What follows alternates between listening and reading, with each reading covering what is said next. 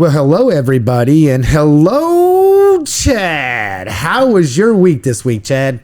It was okay. Good. It was okay. I've had a couple of days where it's just run from one thing to the next all day long, and today's one of those. You know, I've got already been written one story. I've got the notes for a second, and then I'm gonna go to some meetings and get notes for 3 and 4 and.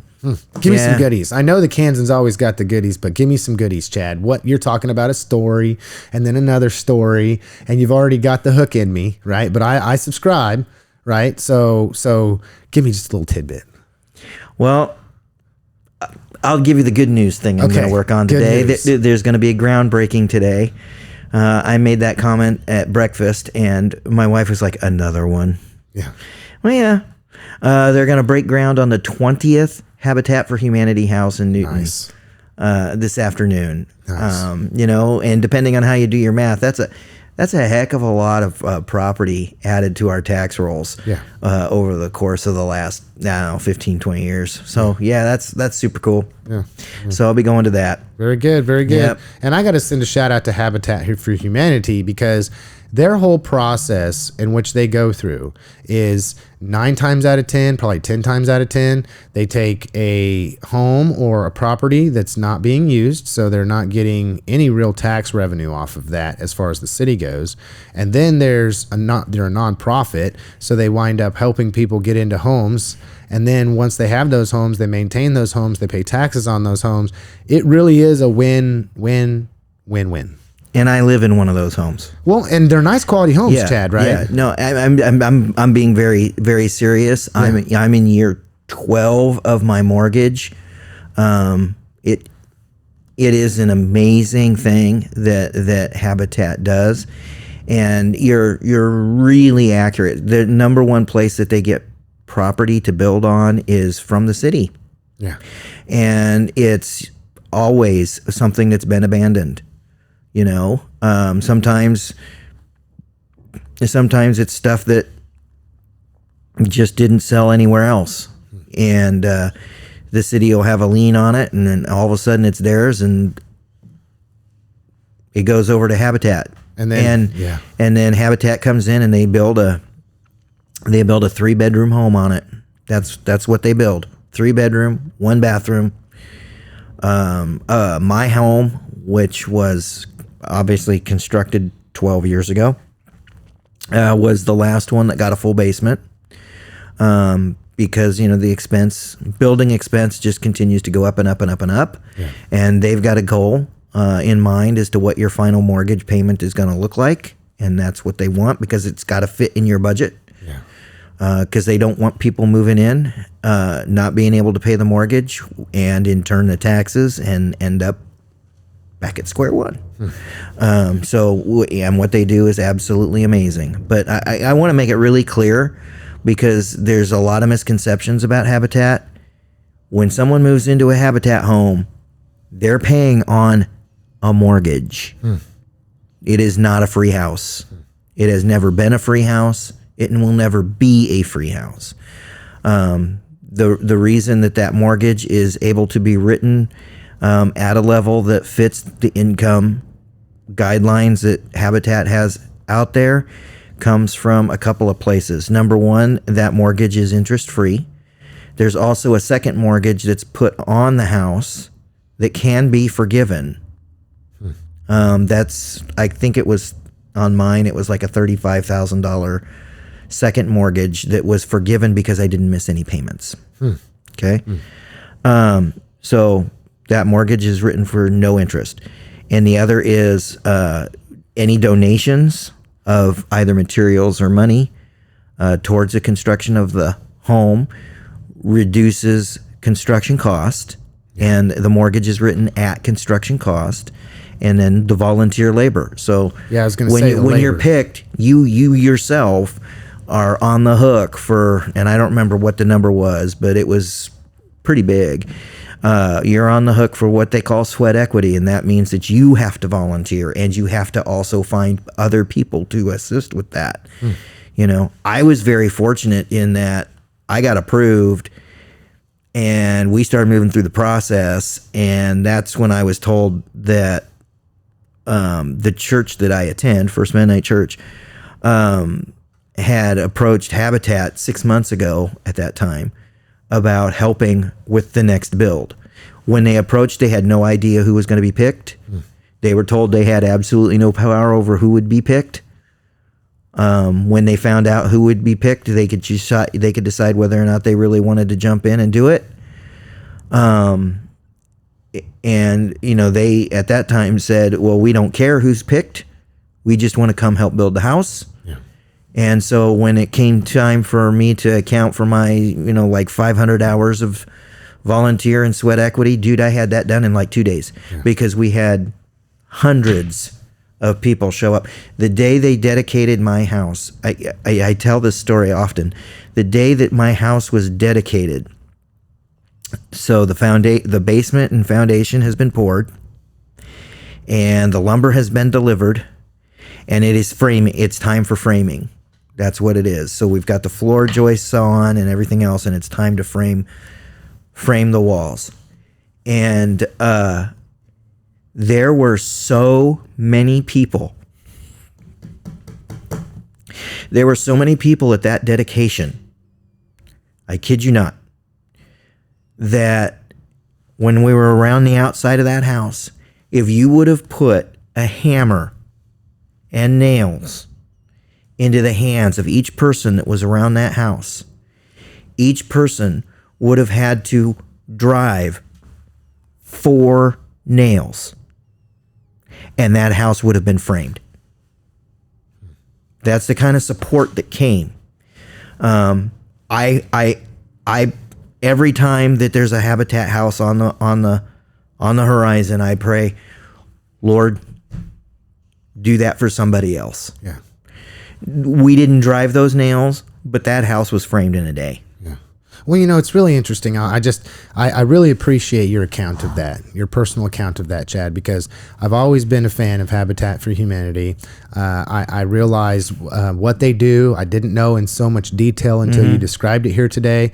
But, anytime a group of people in a community band together to be able to help in a way like that, I mean, that's priceless. Yeah, that's just priceless. It is really something else. Yeah, it speaks volumes to the people that want to do that. I've reached out, not tried to do anything firm, but as I hear these houses going up, I've oftentimes wanted for somebody that is a part of that wants to be a spokesperson for that, to come out on the program and just talk with me about what they do in detail, because I know there is a lot of misconception when it comes to that. I mean, what some of the things you said are true misconceptions that I've heard circulating, and oftentimes it's easy for people to believe falsities and false truths, and then, I hate to say it nowadays, don't even try to go get your research right. And I'll cover something about that later in the program. And I know you and I, we talk oftentimes about just uninformed people. I know there's a lot of people that, social media is like handing somebody a loaded gun who's never shot a gun before and expecting them to have good results. Not going to happen. And that's what happens. But speaking of articles in the Kansan that you are getting ready to write, I want to talk about something that you did. We covered in the past about the presidential primary, and the results are in. It turns out that only 2,033 ballots were cast, and it shows that the county can possibly be reimbursed, or should possibly be reimbursed, for a grand total of $13,392.96. And I just got to say, once again, what was the state of Kansas thinking? Yeah, what was the state of Kansas thinking? I've got a follow-up story coming to the one that you mentioned there, because this came up at the county commission meeting this week. Oh, do tell. And the commission has decided to postpone submission of that invoice that you mentioned. But Randy Haig is like, dude, I want to know what the total cost was. We had 9% voter turnout. And I'm with you, Randy, because from the very beginning, I viewed this as and I never thought I would use these two words about an election, but I viewed this as a worthless election. I'm not going to, I wouldn't use the same words, but I would definitely ask the question, why? Well, why? When so many times before we've been able to allow the parties to do it on their own dime. They've had caucuses. We've talked about that. There's been other ways to be able to get this accomplished. And for some reason, here we are again. You know, it's like power corrupts. Absolute power absolutely corrupts all the time, in my opinion. Well, let me, I have so many different directions I can go when we start talking about this. Yes, I know. But this is where I'm at today. We got to stay on the tracks, Chad. This is where I truly am today. And all due respects to some of the decision makers that have been around for a while at the party level, at the state level, whatever. Quite honestly, the way we do our primaries in Kansas is worthless. And it's not just this one. And I'm talking specifically presidential. Worthless. If we want to have any traction, and if there wants to be any value, these things need to be out in front, man. And we are always behind. Over and over and over and over again, both parties have their nominations pretty much wrapped up on Super Tuesday. And we're walking out there weeks later. What's the point? Yeah. I mean, seriously, what's the point? Well, it's almost sad. I mean, I'm just going to say it's very, very sad because we take it back to the fact that we always have dismal turnout when it comes to primaries. It's almost scary because it makes for a very small select group of people to be able to pick who is the candidate. And I got to say both parties are the same because the nature of the human is that, well, we want to get out and vote every 4 years for a presidential election. Yes. But we don't realize that, well, when we have a primary, that is really when the individual gets chosen. So we have a small select group of people who will work really, really hard. And I wouldn't even say work really, really hard. I would say, well, I'm not going to use any negative terms to say what I witnessed on so many occasions, but we have a very small group of people.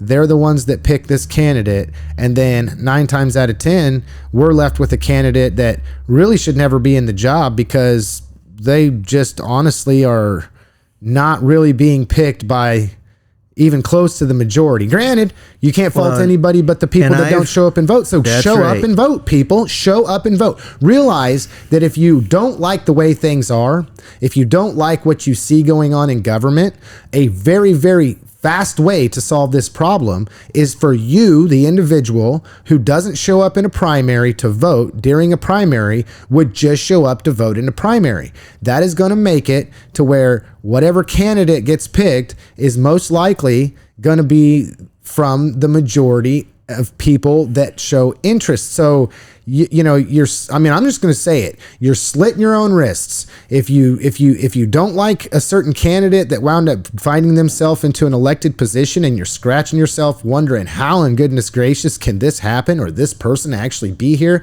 that they're regressive instead of progressive. Oh, well, we're going to talk about that word, Chad. Progressive. You said the progressive word. That must mean progressive is bad because progressive is bad, Chad.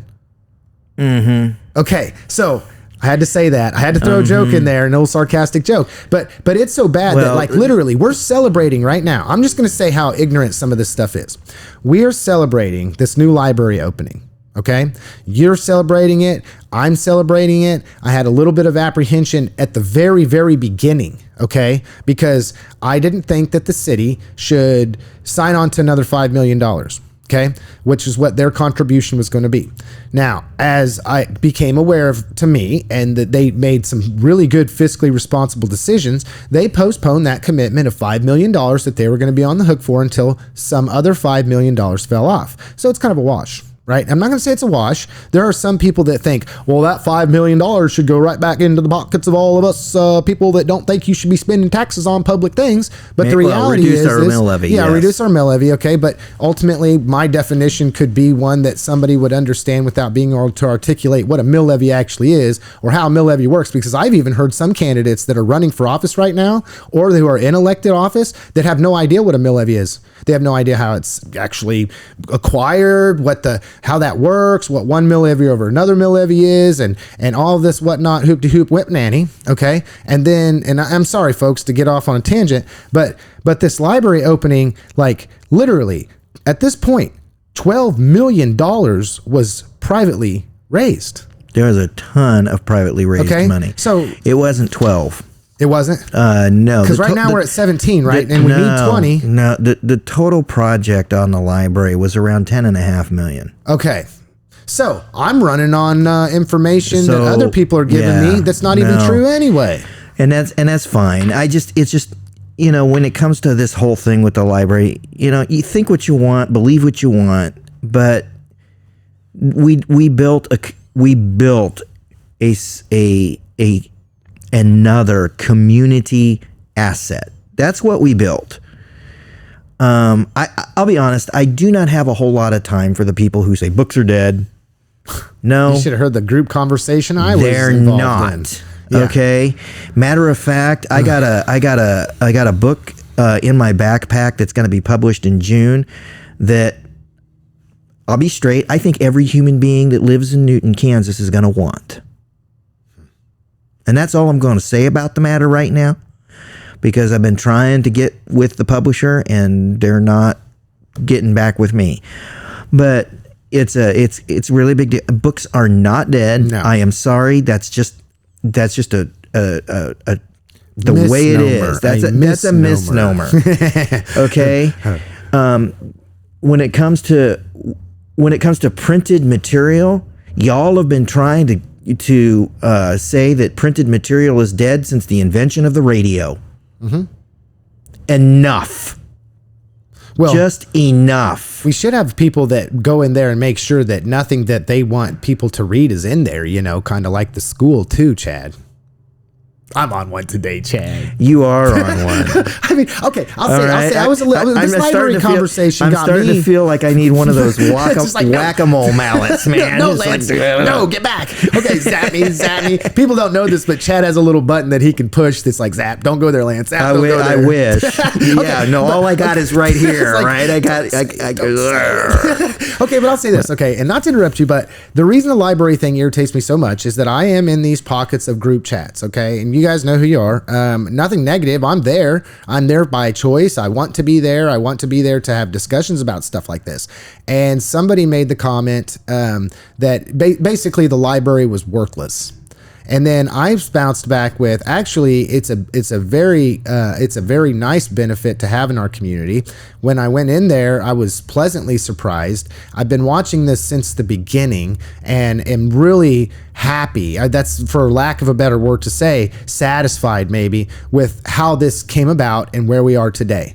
I think it's been well thought out. I thought that it was very well done. I know that even some criticism here or there is okay, right? I have no problem with that. But just to come out and try to make false claims, false, uneducated, ignorant claims that, oh, the old library was just fine. No, it wasn't fine. It was not fine. It flooded after rains. Well, no, they didn't know that, nor did they know that that when they did go through and they looked at it, they said, well, the amount of money that it's going to take to repair this library, which is going to be on our dime, well exceeds the $5 million that we're going to put forth for the new library.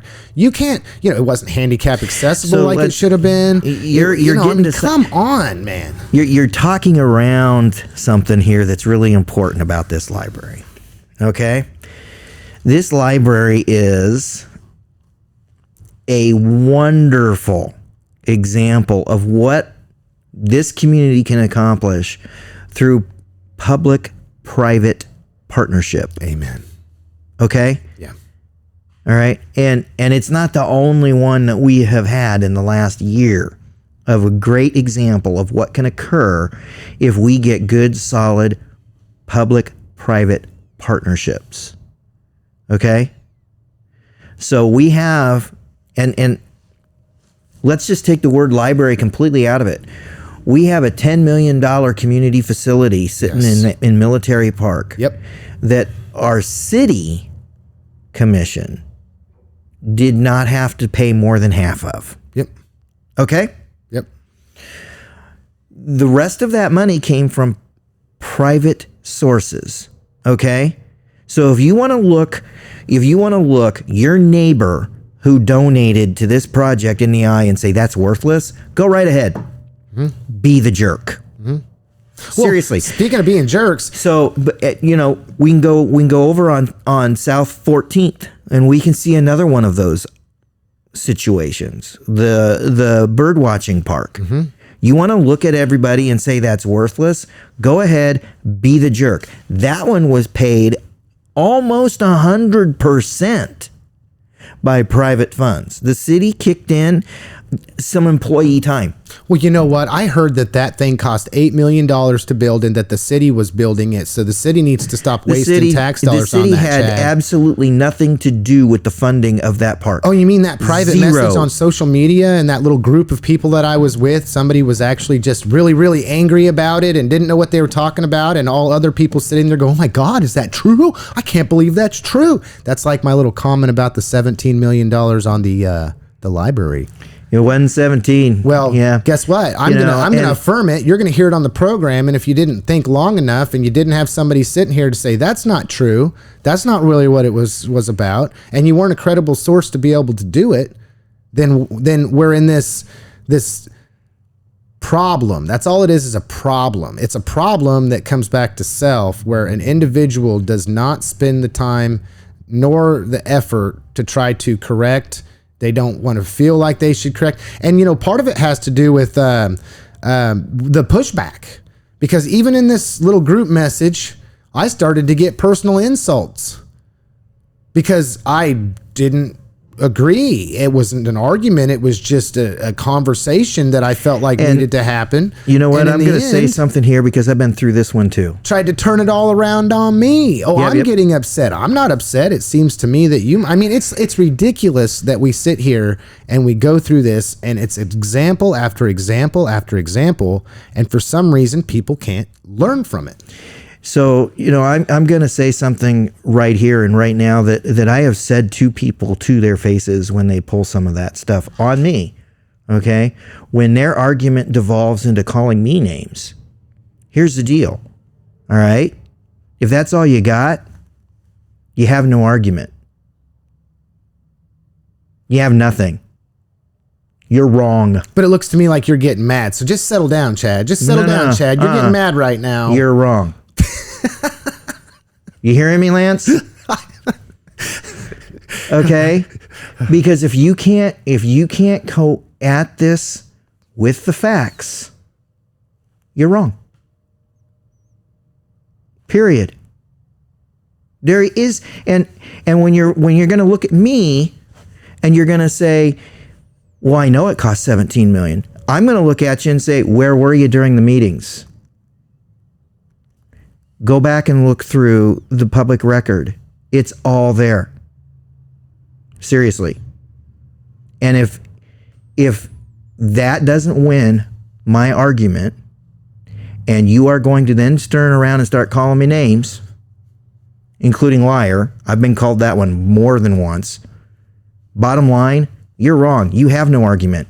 We're done here. Well, the leaders of my party said that this is the way that it was. So you're just a liar. They're not liars. Well, I'll give them the benefit of the doubt and say that they were uninformed. But that's scary, especially when you're the leader. I will give you the benefit of the doubt and say that you are getting your information from the uninformed. Okay? Do you ever just throw out misinformation specifically to see if people know? Me? Yeah. No. Not you. Well, not you and your credibility, but sometimes I'll have conversations and be like, oh, yeah. Here's another one that I got to complain about before we move on so graciously. If I hear another person complain about all of the improvements that are being made to every single intersection on Main Street to make it more handicap accessible. And honestly, you don't know that you sit there and really what you're saying is, I'm not handicapped, so what do I care? Well, I got a message for you, Lance. Hold on. Just wait. It's going to get a whole lot worse for you. Yeah. Because they're not stopping there. That's just the very first part of this. Mm-hmm. If y'all would remember, we had this massive project on Main Street, mostly South Main. Okay? So we're talking from the railroad track south to resurface. And that project went on for months and months and months. This guy that you're frustrated because they're, dealing with the sidewalks, it's its brother. It's big brother. Big brother. And so that part of the project is coming. With lights and intersections and Yes. all of that. You might as well just... And it's really accept kind of it. funny. The other thing I'll say to you is this, that the goal for this portion of the project, which is all of the ramps, sidewalks, they're working to be done no later than the first week of May. That's when it's supposed to be done. Why? Because we got the downtown car show. Yes. Yep. And they do not want any of that construction going on. And when I say they, I'm talking City Hall and the planners of the project. Yeah. They do not want that project going on during that time. Well, you know They who that want is it now, right? Done. They want it absolutely done for the car show. Yeah.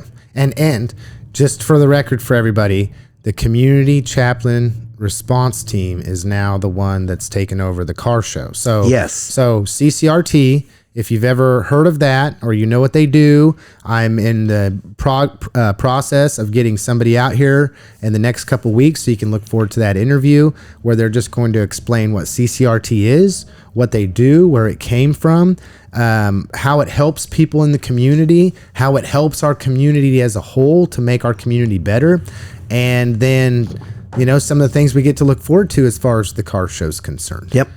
So, Yep, and the car show's a big day, and they didn't want anything to interfere with that. And so the resurface work, which I assume actually really got started a little bit this morning because they're digging up some roadway right in front of North Dillon's today. yeah. That whole part of it is going to get really going after the car show. And it's going to take some time to get it done. It really is. And speaking of cars and car shows. Oh, and by the way, before we move on from that, I'd have to go back and check my notes as to exactly how much, but a significant amount of that entire project is being paid by the Kansas Department of Transportation. It is not all on the backs of Newton, Kansas. So those of you in the community, when somebody pipes up and says, I don't understand why the city of Newton needs to be paying all that, just tell them they're wrong. They're and not. Walk on. We're not paying it all. I mean, it's just, and you're right, we should not be paying it all because that is a state highway. Yeah. So there is money coming from KDOT, and it's the Community Connecting Links program, CCLIP, that is paying a really healthy part of that. Well, there was nothing wrong with the Main Street, Chad, and all tax dollars are tax dollars. So really you should, even though the city's not paying for it, we shouldn't be wanting it to happen because, well, we just think it was fine the way that it was, Chad. Yeah.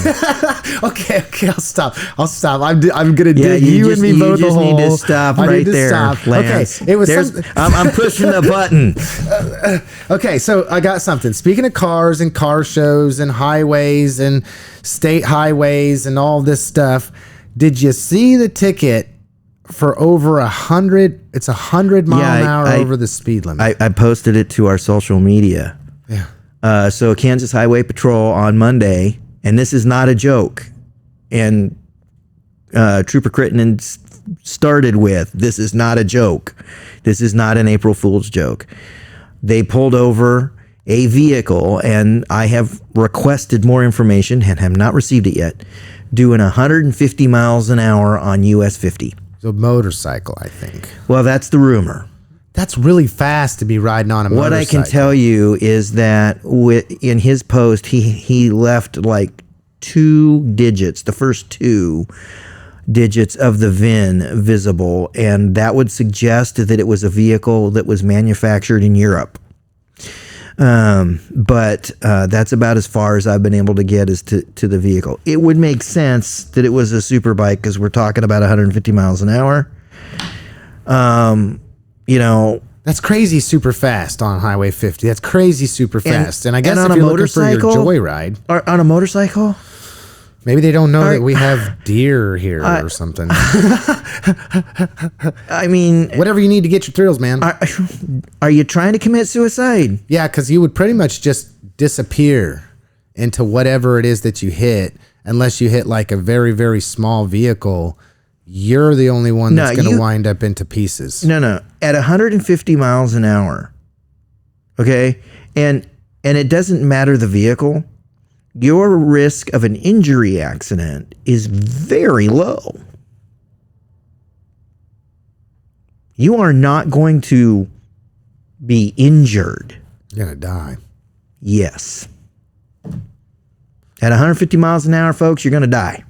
Well, and I'm thinking 150 miles an hour, if you're going that fast, I mean, you're talking about like a few minutes to travel from Burton to Newton. You're talking about just over an hour, about an hour and 10 minutes to get to Kansas City. I mean, isn't that incredible? I mean, I don't know. I guess if you're listening right now, doubtful you are, but come on, man. This does call attention to, and this is, and the reason that I contacted Trooper Crittenden is I wanted to chat about not only what kind of vehicle this was, but I also wanted to ask him a little bit about the, KHP and local police departments had gone to the state legislature to talk about a new penalty for absolutely ridiculous speeds. Why couldn't they arrest him for reckless driving? Again, reckless driving is impound the vehicle. Again, but see, reckless driving is just another citation. I thought they could arrest you for that. It's just a citation. All of this stuff. Okay? You want to get arrested while driving? Have drugs in your car. Yeah. That'll get you arrested. But most of this other stuff will not. It's pay a fine, and in this case, a big one. Slow down. And move on. Yeah. Now, this particular individual also had an expired driver's license. And no registration, right? Right. So there's some other charges. There's some other things on the ticket. But, I really think, and I know occasionally there are state reps that watch us. I think, our legislature needs to step up to the plate on this one. Yeah. And you can argue about government intervention and big government. You can argue all that stuff all you want. Fine. I hear you. But let's talk right and wrong. I'll be straight, man. When I first heard somebody was doing 150 on US 50, the first things that came out of my mouth was, well, I guess it's going to be a while before I take my son out there to teach him to drive on a highway. Yeah. And I'm teaching my son to drive right now. Yeah. There is no way. I'm telling you what, because I guarantee you, this is the way life works. If that dude would have gotten into an accident, it would have been with somebody like my son. That's the way life works. He's going to get into it with a student driver. And at those speeds, you're going to mess some kid up so bad they'll never drive again. Yeah. If they survive. Yeah. I'm sorry, man. We absolutely have to look this one head on and say, if you're doing double the speed limit, we pull you over, we impound your car, we immediately take your license, and you're on foot. yep. What's wrong with that? You know, you don't want to arrest somebody, that's fine, but at the same time, surely there's got to be a limit at some point. I'll be straight, man. I need a pickup real bad. So, you know, if Chad Gay can start putting a whole bunch of pickups on Purple Wave, I would be really happy about that. Well, and I mean, I don't want to be the one. Honestly, we don't have a big enough supply of vehicles on Purple Wave, and so they're going really high. Yeah. And so, you know, let's start taking these things. Yeah.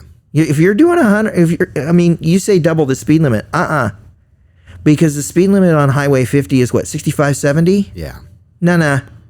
100 miles an hour. Yeah. There's our cutoff. If you're doing 100, well, I do have to face admit, the music. Well, I have to admit, at one point in time, I did own a motorcycle, and it did go fast. I'm sure it did. And I made sure I tried to go as fast as that motorcycle would go at some point in time. And of course, it didn't go that fast. But I mean, I'm being honest here, folks. Okay. Yeah, I've definitely gone too fast. Well, you know, I was a motorcycle before. I was on my way back from Salina, I believe. January? Nope, that would have been in December. I was on my way back from Salina in December, and you know, I'm driving my piece of crap minivan. That's what I got, and you know, all of a sudden, and they went by me so fast, and I was doing speed limit at 75. They were probably pushing 100 plus miles. They went by me so fast, I couldn't even tell you what they were. 2 of them. Yeah. And they were racing. There's no question that's what was going on. And they're weaving in and out of traffic. I don't have time for you guys. Okay? You want to get your jollies? Don't put my life at risk doing it. Okay? Yeah. There are other places. The interstate ain't the place to do it. Highway 50 is not the place. It's just not. Is Highway 4 in western Kansas okay? Because that's where I was doing it. You know? I understand. I understand that getting and open it up and stuff. But yeah, when we're talking about like some real, you know, throwing caution to the wind. You know, and that's, and every airport manager that I have known from Newton, Kansas, has commented about those late night drag races that occur out at the airport. Again, that is not the place. You know, there's a freaking drag strip between here and Wichita. Yeah. There's also a dirt track for if you want to be stupid with your car. I mean, seriously, there's places to do this. Yeah. And the roads that are open to the public are not those places. And I'm serious. I was doing 75 and they went by me so fast. I mean, I was just like, holy crap. Yeah. And I have tons of respect for the KHP and our local law enforcement, but there is no way that they can be out there to catch all these guys. No. So we need to catch the ones we can. And we need to send a very clear message that this is not going to be tolerated. Well, and to be totally honest, if that person would have maintained their speed, it's quite possible that they could have just disappeared. I mean, granted, if they don't know the area, they're coming up into Newton or whatever. Well, exactly. But, I mean, those, even if you have an interceptor on a police vehicle, it's going to be really, really hard to catch up to somebody going that fast when you're going from a dead stop. I mean, it just and that's why our 800 megahertz communication system is so incredibly important. I don't think people understand the importance of that, because here's the deal. Yeah, this guy got caught here in Harvey County, but at those speeds, somebody had to know he was coming. Yeah. And that doesn't happen without that 800 megahertz system that can relay messages pretty much statewide. Instantaneously. Yeah. Yeah. Yeah. Yeah. So can't outrun a radio. Yeah. You cannot. You cannot. And our particular 800 megahertz system, dude, if it's one of our county dudes, it's on this guy and trying to get him. Well, you're probably not. Your interceptors aren't going 150. Yeah. But your radio can go over to Reno County, and your radio can tell a deputy in Reno County, get to the county line. This is what you're looking for. Yeah. Yeah. I've got him on radar. You get him pulled over. And that's okay. Speaking of law enforcement and our respect for law enforcement, I know that I have an interview coming up with Chad Gay. So anybody that's listening can look forward to that. He's going to come out in Grace Harvey County Talk with his presence, and that'll be a good interview to have. But I saw something that came out recently from the Harvey County Sheriff's Department, and somebody had mentioned something. A listener on the program wanted me to mention something that they had heard in training that they had about Narcan, and I think it'd be right now is probably a good time to throw this out here, but. If it came up on the radar of what the Harvey County Sheriff's Department wanted for people to know for their own well-being and safety, it is that fentanyl comes in all shapes and sizes. And sadly, they described in this post that normally they are seeing fentanyl that comes in a counterfeit pill that looks kind of like oxycodone. But now they're finding some that are pink tinted fentanyl powder, which I'm not like well versed in drugs or anything, so I don't know what that may or may not be mistaken for.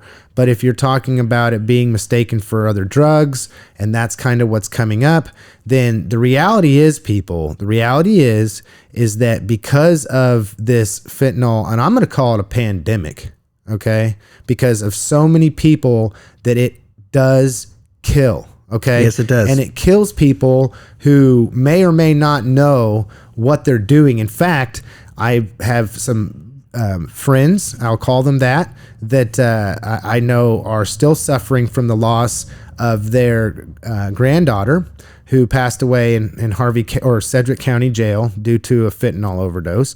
I just saw in the news that there was 4 people in Sedgwick County that were exposed, I do believe, to fentanyl. I don't know if that ever came out, but there was 4 people that were suffering a drug overdose in Sedgwick County. And this is not a ding on Sedgwick County here, okay? They talk about how little... This stuff is everywhere. It's everywhere, right? So with that being said, a listener wanted me to point out that there is something that you can do. Okay, there was a grant that was awarded to DCCA, which is, I'm going to lose the acronym here, but it is a 501c3 nonprofit organization with the mission to provide social and community services that improve safety. It is with the state of Kansas, and from what I understand, you can actually just Google it, Chad. You can Google it and say, free Narcan giveaway, state of Kansas. Or I don't have the actual address. I should have been more prepared, and I apologize for the severity in which we're doing, but this just came to me right before the program, so I apologize. But what I did was just Googled free Narcan giveaway, state of Kansas. This was the first thing that popped up. You can give them your email and your address, and they will send you free Narcan. They'll just send you free Narcan. Now, from what I understand, from watching, these roundtable discussions that we've had here in Harvey County and also abroad, that if you think somebody could possibly be ODing or going through an overdose of fentanyl, that you can administer the Narcan, and that will save their life. It should save their life. Okay. Now, if you think that's happening and it's not happening, that when you give the Narcan, there's no adverse side effects either. Correct. So better to err on the side of caution. I don't know if people want to be carrying them around. Not to make a pun, but Narcan is the perfect drug. Yeah, because right? Okay. Because if the person that you give it to is actually going through a problem with fentanyl, it increases their life expectancy and their survival rate 100-fold. exponentially. Yes. There's no guarantees, but it's also if they're not going through that, there's no side effects to giving the drug to them. So that's just perfection. well, and I got to give a personal account. It just And straight up, Chad. there's a dose of Narcan in my bathroom closet, because I got 3 kids, and I want to be ready for anything that might come along, right? And I've been trained to use it. And we had 3 community events last year before, where that was the focus. Come learn about this and take a dose or 2 home. So I did that, and I would encourage anyone and everyone to do that. Well, and let me give a personal account here because, something that I experienced in my life. I was walking out a convenience store here in town, probably, I don't know, it's probably been 8-9 months ago at this point in time. It was wrapping up summertime. And I was talking to a gentleman. You'll know who you are. I know you watched the program, and you'll recall this same event. And we had walked out the door, and we were just talking a little bit about, I don't even remember what we were talking about, but we were just talking about things. How's it going? How you doing? Haven't been a minute since I seen you. All of a sudden, somebody comes around the corner, and they're completely distraught. And they say, help us, help us, help us. My friend's ODing. And so him and I walk around the corner, and I'm watching this person at this point, still somewhat there, fall down onto the ground, and they were obviously having complications from an overdose. They were, pretty much just laying there dying. And so we called the 911, and the police were on their way, and I just was helpless. Yep. I was helpless. There was nothing that I could do. I wanted to do something. I did everything that I could. Of course, we called 911. You're waiting for the person to be unresponsive. Otherwise, you're just trying to keep them from harming themselves, because I've taken CPR before. You don't start giving chest compressions when somebody's breathing, right? Type Right. of thing. And I was completely helpless, folks. And it still bothers me to this day, because I don't know what happened to that person.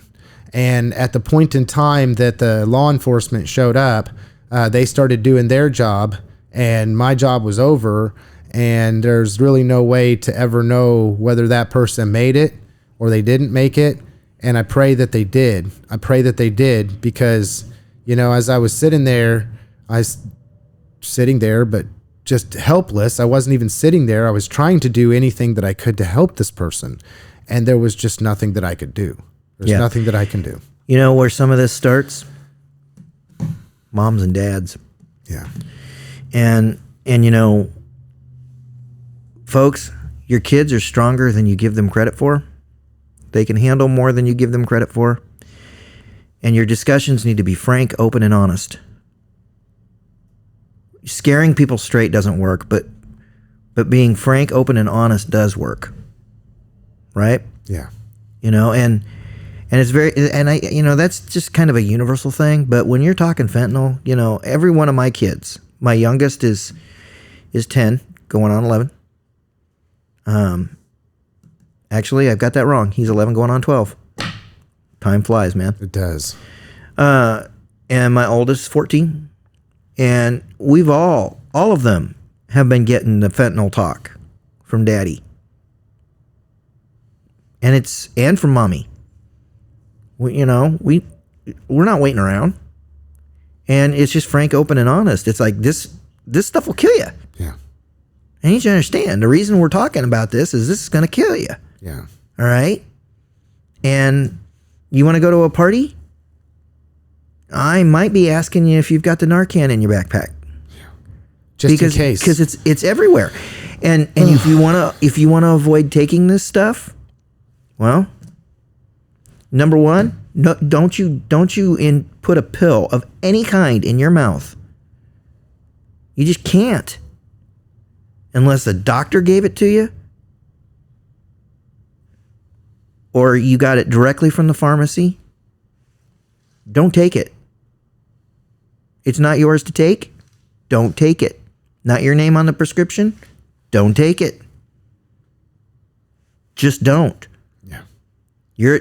And the really direct conversation that I've had with my kids is, you're at a I don't care what event you're at.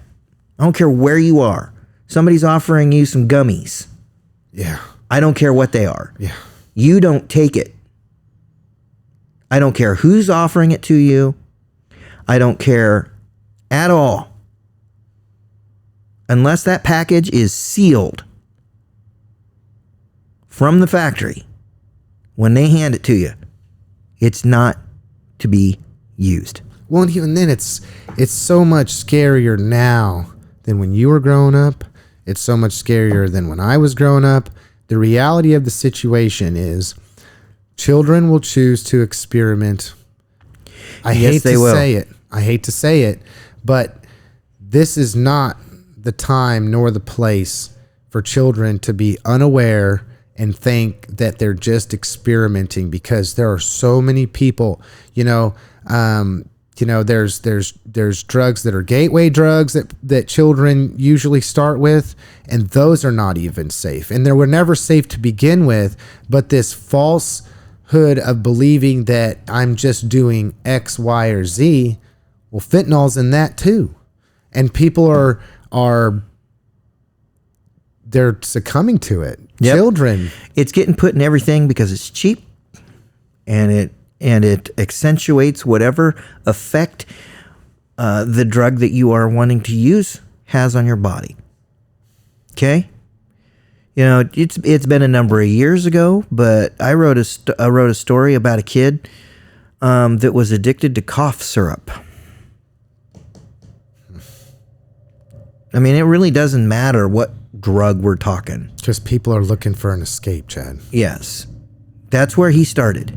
That was what he was experimenting with. And of course, it got a lot more serious after that. Yeah. So this stuff that absolutely needs to be taken seriously. And if you have the opportunity, which Lance laid out for you, to get a free dose of Narcan, do it. I'll try to have displayed on here. I mean, seriously, just do it. I'm doing it. There's no reason not to. Okay? There's just no reason not to. And the stakes are really high. They really are. The stakes are really high. And when you're talking fentanyl, those who survive, they've usually built up a tolerance to the drug. Okay? And because this is real. You read the accounts of the person, it's like the first time they've ever taken anything. And now they're gone. Yeah. They have no tolerance at all. And now they're gone. And everybody who's doing the same thing can be taking the same thing. Right. And it just turned out that one out of the 10 pills, or one out of the 10, or one out of the 20, or one out of the 5, they just happen to get the one. Yep. And that's it. Yep. It's just sad, Chad. And one of the things that people don't talk about that I think should be talked about, and this is God's honest truth. It is illegal to take a drug that is not prescribed to you for prescription level drugs. Yeah. Or be in possession of it even. You are not legally, you should not be taking that. And there's a reason for that law in the books. This is it. This is just one of many reasons. Right? Because some of those prescription drugs, man, they can do some wild stuff and you can get addicted. And that's why doctors and nurses are managing that stuff for everybody. When you talk about kids too, if there's something that's prescribed to me that I'm supposed to take, which I usually don't. I mean, I'm like an Advil guy, like 500, or whatever. No, I don't even do that because it doesn't do any good. but like I'm so phobic of it, I don't do that, right? But even then, if it's prescribed to me at 165 pounds, okay, and then a child gets a hold of that and they weigh 125 pounds, you're talking about a completely different thing. Oh, okay, Chad, we really are coming to the end of the program. Okay. You give me your last word. What do you got for us today, Chad? I'll lay it on you. I don't have anything else to say, my man. Oh, I do have one more thing to say. Can I say something real quick? Did you have a good day Okay, yes, you just jarred my memory. Okay, if you like the do, I went into the haircutting company today, and I'll display it up here. And it was actually before they were supposed to be open, and the door was unlocked, and I met Shannon in there, and I said, I really, really, really need a haircut before I go on camera, and I need to be able to get it done now. And she cut my hair, and I'm feeling awesome today, and I had a good conversation with Shannon. I know that she's not the only one that cuts hair in there, but if you're looking for a men's haircut, if you're looking for a color, I don't know. I'm looking for a men's haircut. So I was pleasantly surprised. I went right then and there as soon as I was done with the courtesy that she had and the way that she treated me and serviced me as far as coming in there early and making sure that I got what I needed so I could come on camera and look free and fancy. Was it pretty for you, Chad? Handsome. Pretty for me. Handsome maybe we need to work out some kind of sponsorship deal, and we'll both go in there on Thursday mornings. Well, heck, I'm telling you, I just got to say it. Thank you, Shannon. Thank you, haircutting company, for taking care of me. I that's about as much as I can do is say thanks, and then let everybody know on the program that if you're looking for a place to get a good haircut with somebody that services people well and has a good attitude and is happy to be there when I was in my pinch, go there. Now you get the last word, Chad. There's going to be a new interview series coming to the Newton Kansan. Nice. I'm excited. It's only going to be 3 parts. 3. But it's exciting because we're going to be doing an interview series with the 2024 Newton Area Women of the Year.